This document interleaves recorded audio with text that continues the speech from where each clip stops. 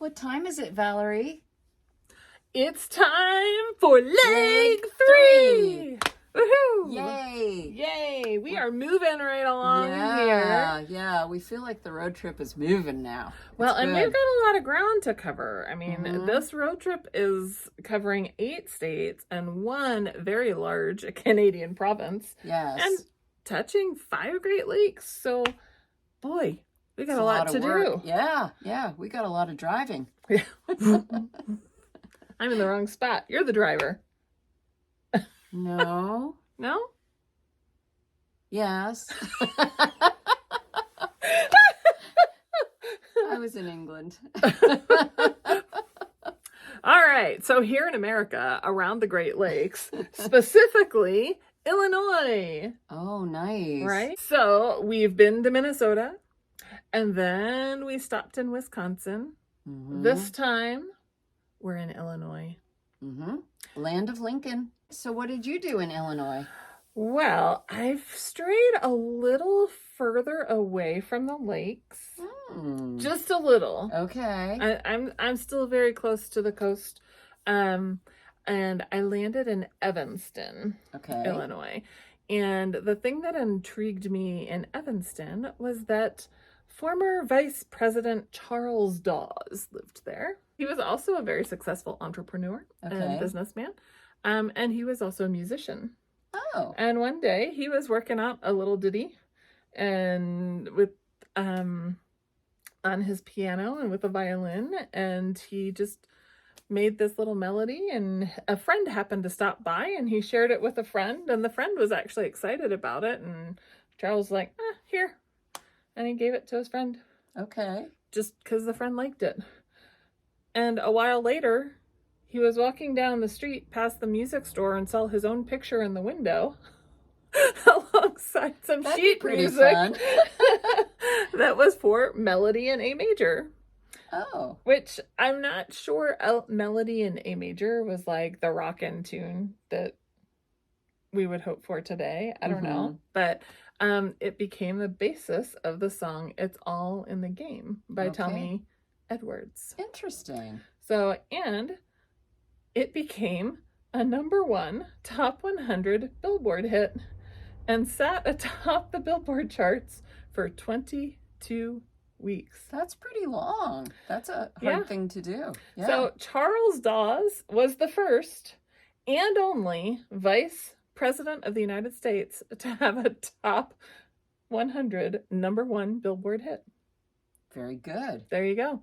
So I went way literal on this one, and I had fun with the knitting, making a music staff and using bubbles to make music notes, and a little bit of embroidery for the stems of the notes and everything. Cute. Yeah. So I had fun with that. Yeah, that is fun. Yeah. I love it. So is the are the baubles playing the notes of the actual song? Oh then? yes. Oh yes. So much fun. Yes. I love it. I am that way.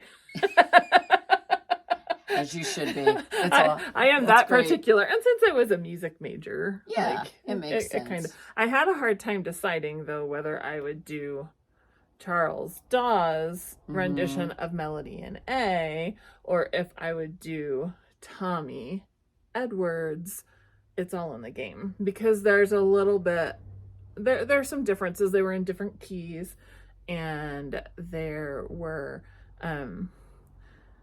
some different rhythms that were played, and I stuck with a simplified version of Charles Dawes because, after all, we're in Illinois.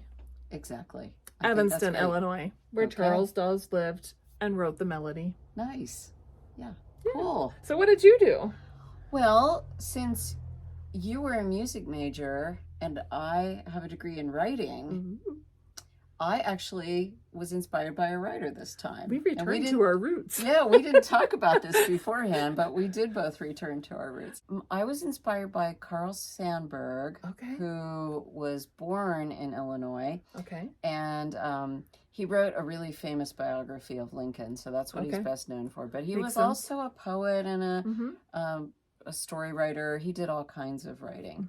But I ran across this one quote that says, "Nothing happens unless first a dream," which I thought was So beautiful. That's kind of like the story of our shawl. Yeah. We have a dream for this. We have a dream for the road trip and the whole project, right? And because we had that dream, now it's happening. It actually is. Very cool. I took the quote and I actually, you can do either Fair Isle or duplicate stitch. Oh, wow. But put it on the shawl itself. And I love wearing the shawl with that as a reminder. I just think it's a wonderful thing to carry around with us. That's awesome. So yeah, we can carry around a melody from you and a saying from me. And there we go. I love both of them. Yes. So that's awesome. So people can dream and make things happen, like finishing leg 3. And when you're finished with leg 3, you're going to post your pictures on Road Trip Mystery Group on Facebook or at Fans of Really Clear on Ravelry. And why do we post our pictures? To show everyone our beautiful shawls. Oh, you're such a good student.